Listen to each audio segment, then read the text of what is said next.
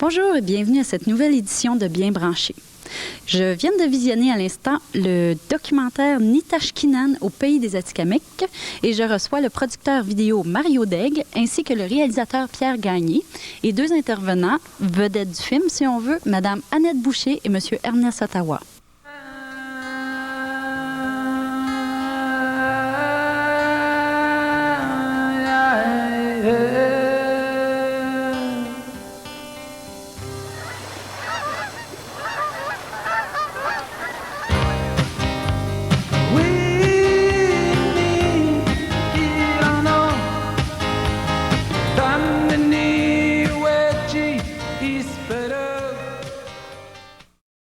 Alors, d'où vient l'idée d'avoir de tourner sur les Amérindiens, en particulier les Atikamekw? Les tourner avec les Atikamekw, tourner avec les Amérindiens. Moi, j'ai déjà tourné quelques fois avec les Atikamekw, montagnais, et les Walaos aussi au Venezuela, dans le delta de Makuro, près de l'Amazonie. Et non, c'était... À toutes les fois que ce soit avec les Atikamekw, avec les Indiens, avec les Québécois, avec les Français, c'est que chaque peuple est une page de l'histoire du grand livre mondial. Je me suis aperçu que les Walaos, que c'était un peuple presque assimilé, qu'on perdait des informations parce que ces gens-là ont des connaissances et si on les assimile, on perd ces connaissances-là, racines, etc.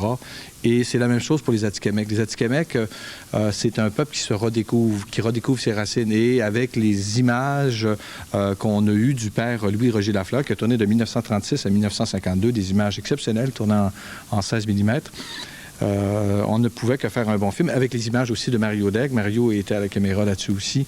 Alors, il fallait faire un film. Puis l'idée, c'est Mario qui m'est arrivé avec ça, qui m'a demandé de réaliser le film sur les Indiens Atikamekw, d'après le livre de Mme Annette Bouvier.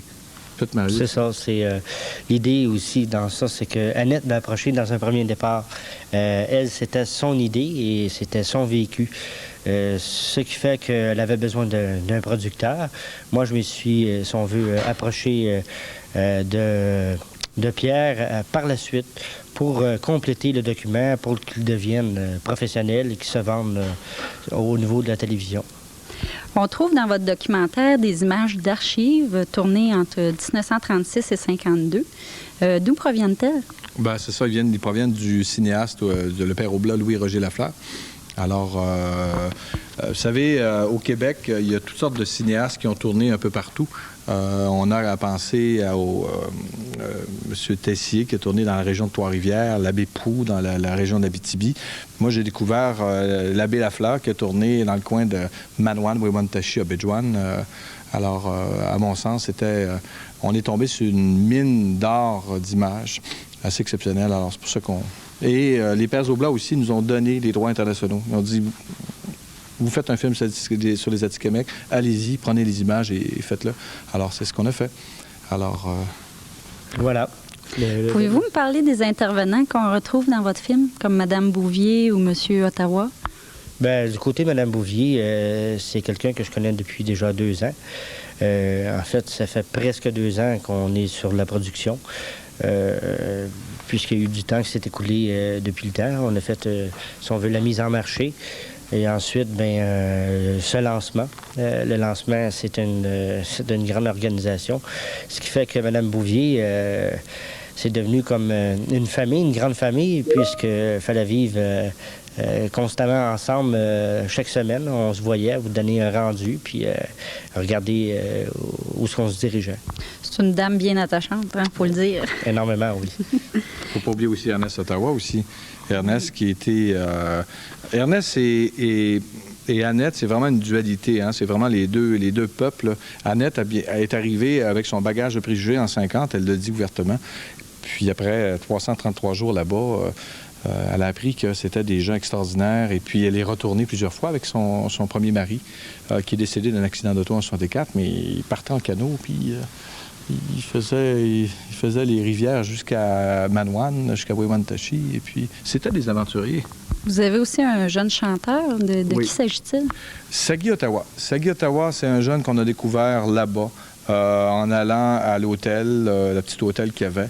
Et puis, il travaillait à la réception. On dit « Ah, je joue de la musique. » Alors, il a joué de la guitare.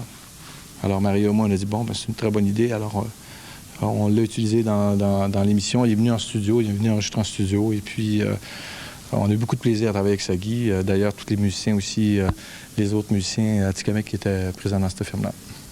Alors, ça va être diffusé à l'antenne de Télé-Québec le 21 avril prochain. À 21h. À 21h. Et en reprise, je pense, le 26 avril. 26 avril. Ouais, à 18h. À 18h. Ouais. Bon, il y a aussi une cassette vidéo disponible. Où est-ce qu'on peut se la procurer? Disons, ça va aller dans les semaines à venir. Maintenant que le lancement a été fait, je dirais que là, ça va me laisser du temps à la placer. Puis les gens, ils ont vu un petit peu. Fait que là, c'est plus facile. C'est plus facile de l'installer.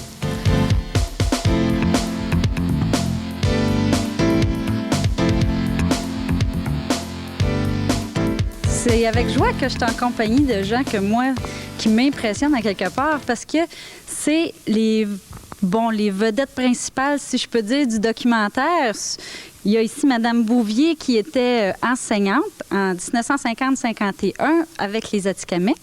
Son mari, Jean-Paul Bouvier, et M. Ernest Ottawa, que vous étiez chef de la réserve, c'est ça? Le président du Conseil de la Nation Atikamekw. Voilà. Voilà. Ça doit être beaucoup d'émotions pour vous, là. Oui, vraiment, là, j'ai bien aimé la soirée, d'abord, et puis j'ai trouvé que l'assistance répondait bien à ce que nous espérions d'elle. Et la soirée est magnifique. Les images sont bien rendues. Et puis, on a l'avantage d'avoir avec nous les Indiens de la Manoane, plusieurs représentants de la nation qui ont bien voulu répondre à notre invitation. Et puis, je les en remercie. Voilà, c'est quoi aujourd'hui vos liens avec les Atikamekw? Vous les voyez encore? Oui, je les ai vus pratiquement chaque année lors de nos vacances d'été, lorsque nous enseignions. Et depuis que nous avons pris notre retraite, eh bien, de temps en temps, nous allons les voir. Et puis, nous sommes toujours très bien accueillis, puis nous les aimons bien. Vous êtes arrivé plus tard? Moi, je suis arrivé, son premier mari est mort en 64. Et puis, j'ai connu Annette en 65. Nous sommes mariés en 65. Ça a été une drôle d'adaptation, quoi, ce nouveau milieu? Non, j'ai bien aimé ça. Puis, je suis allé 4 fois à Manoane. Puis, je trouve que c'est merveilleux, puis c'est un bon peuple. Et puis, c'est une page d'histoire que nous avons vue ce soir. Ça m'a impressionné beaucoup. Oui, moi aussi, ça m'a impressionné. Oui. Vous, qu'est-ce que vous pensez du documentaire? Bien, il y a une grande valeur du point de vue artistique. Là. Ça a été fait de façon assez professionnelle. Et puis, au niveau du contenu, nous, on avait quelques messages importants à passer et ça nous a donné l'occasion de nous exprimer. Puis, j'en remercie beaucoup Annette, là, comme je l'ai fait tout à l'heure. Et puis, au niveau des messages qu'on voulait faire passer, c'est qu'on existe, on a toujours été là, puis qu'on va toujours être là encore, puis qu'on désire vivre en harmonie avec tout le monde, comme on a fait avec Annette à venir jusqu'à date. Annette Bouvier a écrit 2 livres. Je ne sais pas lequel qui a été écrit en premier. Le premier, en 1990, c'est sorti l'histoire des Indiens de la Manoane et l'histoire aussi de mon séjour là-bas, mon adaptation, et puis l'adaptation aussi des petits Indiens vis-à-vis nous. Et puis, ça s'est fait en douceur. Puis, les enfants ont très bien répondu à ce que nous essayions de leur enseigner. Et puis, maintenant, aujourd'hui, ils parlent le français comme nous. Alors, c'est très encourageant. Alors, celui-là s'appelle « Mes 333 jours chez les têtes de boule ». Oui. C'est ça. Et le deuxième, « 13 étés d'errance ». Vu que nous sommes professeurs, dès que la fête de Saint-Jean-Baptiste arrivait, nous avions projeté d'aller faire des voyages dans le bois. Et puis, nous avons renouvelé nos voyages en faisant du canot, puis en couchant sous la tente, et puis en nous déplaçant à pied, puis en faisant des portages. Et puis, nous nous sommes rendus toujours d'une année à l'autre un petit peu plus loin. Et à la fin, nous nous sommes rendus jusqu'aux eaux de la baie James. Et puis, il fallait revenir. Puis ça représentait à peu près 900 000 de Montréal. Alors, vous avez une idée là, de toutes les péripéties qui peuvent être racontées. Et puis, ça figure dans ce livre-là. Ce qui explique bien votre forme aujourd'hui.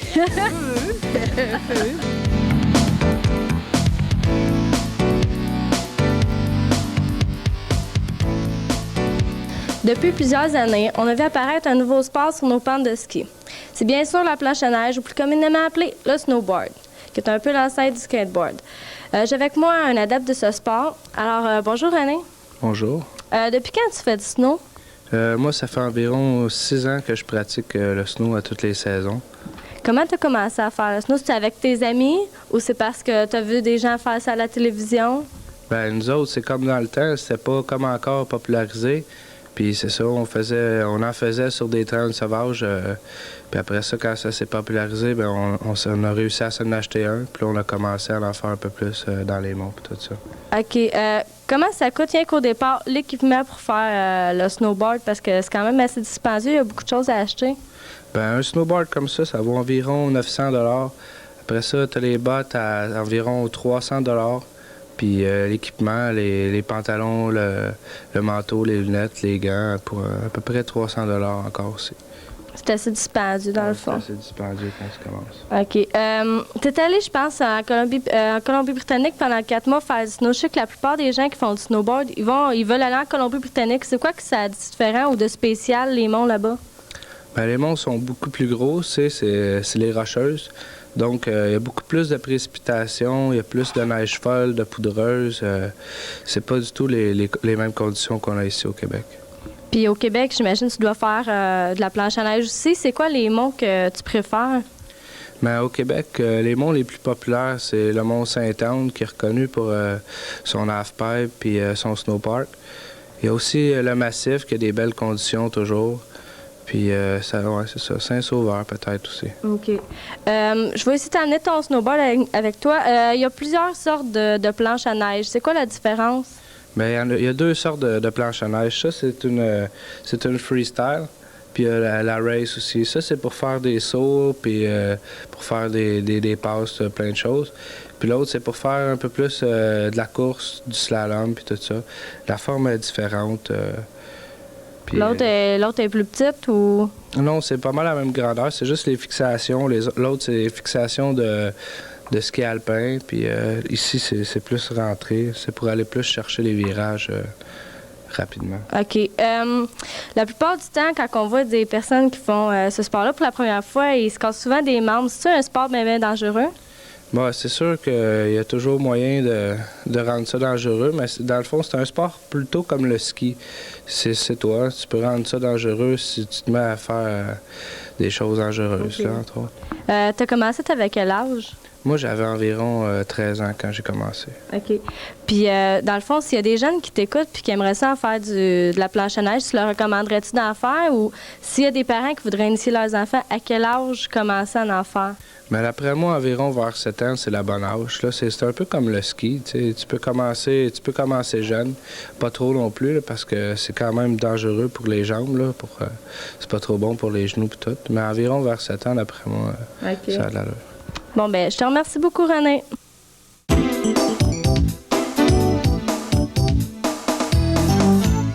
Je suis présentement en compagnie d'une joueuse de l'Alais, Geneviève Brouillard. Bonjour Geneviève. Bonjour. Ça va bien aujourd'hui? Ça va super bien. Geneviève, premièrement, pourrais-tu nous expliquer d'où ça vient l'improvisation? Bien, l'improvisation, ça a été inventé par Robert Gravel et puis Yvan Ponton. Il était dans un petit café, il écoutait le hockey, puis il se demandait pourquoi le hockey, c'était plus populaire que le théâtre. Puis là, ils se sont rendus compte que, bon, ça attirait beaucoup les Québécois, fait qu'ils se sont dit, on va faire un mix du théâtre et puis du hockey, d'où est née l'improvisation. Mais toi, tu fais partie de l'Alais. Qu'est-ce que c'est au juste l'Alais? L'Alais, c'est Ligue amateur d'improvisation théâtrale. C'est à Saint-Hyacinthe. C'est une ligue d'improvisation amateur avec des jeunes comédiens d'environ 14 à 30 ans. Comment t'as fait pour faire partie de l'Alais? À chaque année, l'Alais fait un camp d'entraînement. Ça se déroule sur une fin de semaine. Tu vas passer comme une audition. Tu y vas, tu fais le camp toute la fin de semaine, puis après ça, on décide si t'es assez bon ou pas, si t'es choisi ou pas. Et puis, je suis certaine que l'esprit d'équipe, c'est très important. L'esprit d'équipe, c'est très important, mais pas juste avec ton équipe. C'est important aussi avec l'autre équipe. Il faut apprendre à connaître les gens pour mieux jouer, donner un meilleur spectacle. Mais où est-ce que tu prends exactement l'inspiration pour créer tes personnages? Ben, les personnages, ça, tu les trouves n'importe où. Tu vois quelqu'un sur la rue, tu vas te promener au centre d'achat, dans tes cours à l'école. Souvent, les personnes caricaturent des gens dans leur environnement. Ça l'arrive souvent? Ben oui. Souvent, on va voir quelqu'un, on va dire « Ah, lui, je l'ai déjà vu quelque part » ou « Ah, c'est un de ses professeurs de cégep » ou des affaires comme ça. Mais tu fais pas juste de l'improvisation dans la lettre, tu en fais à l'école aussi. Oui, à l'école, c'est à la polyvalente à Saint-Delorme avec René Cardinal. C'est bien le fun. C'est différent, mais c'est intéressant. Tu as commencé où? Où est-ce que tu as découvert l'improvisation tout d'abord? Bien, l'improvisation, j'ai découvert ça quand j'étais en 5e année au primaire. 5e année? Oui. C'était à l'école Saint-Charles-Garnier, à la prof danse. Il y avait des profs qui ont décidé de monter ça pour un congé comme ça, là, pour s'amuser. Puis après ça, je suis arrivée en secondaire 1. Et puis, il y avait Pascal Vermette, avec qui je joue maintenant, qui montait une équipe avec des jeunes pour faire un tournoi. Geneviève, combien de personnes ça prend au minimum pour qu'un match ait lieu? Bien, pour qu'un match ait lieu, il faut qu'il y ait du public. C'est très, très, très important. Il faut qu'on ait aussi le maître des cérémonies, les arbitres, les assistants arbitres, statisticiennes. Maintenant, on a Johnny Laclaque, on a 6 joueurs par équipe, les entraîneurs, les personnes à l'accueil. C'est super important. Il y a plein, plein de monde. Je crois que le public a un rôle très important dans l'improvisation. Oui, le public vote. Ça, c'est très, très, très important. Puis c'est bien important pour les joueurs aussi de savoir si le public a aimé ce qu'ils ont fait ou pas. Tu te lèves un matin, c'est un samedi matin, puis tu as un match le soir. Comment ça se déroule ta journée? Bien, c'est une journée bien normale. C'est comme n'importe quelle journée. Après ça, vers 3 heures, toute l'équipe se réunit, on soupe en équipe. Après ça, une bonne pratique, on se remet dedans. À 8 heures, ça commence. Puis un match, comment ça se déroule au juste? Bien, le match, il commence à 8 heures. Là, on a 3 périodes d'une demi-heure. Et puis, entre les périodes, là, on remonte en haut, puis on se remet dedans, puis ça repart. Dans l'improvisation, il y a toujours quelque chose à apprendre. Mais comment tu pourrais décrire le joueur parfait? Le joueur parfait, c'est un joueur généreux qui est capable d'apporter au jeu, qui a des bons personnages, qui est capable de créer des bonnes histoires. C'est une personne aussi qui est très polyvalente. Elle peut jouer avec n'importe qui, puis ça ne lui dérangera pas. Les matchs de l'Alais ont lieu le samedi. Quand, quelle heure, combien ça coûte? OK. Les matchs de l'Alais, c'est tous les samedis soirs à 20h au Centre culturel de Saint-Hyacinthe. Puis ça coûte 3 $. Puis les matchs d'exhibition, la finale, la semi-finale, c'est 5 $. C'est quoi juste des matchs d'exhibition?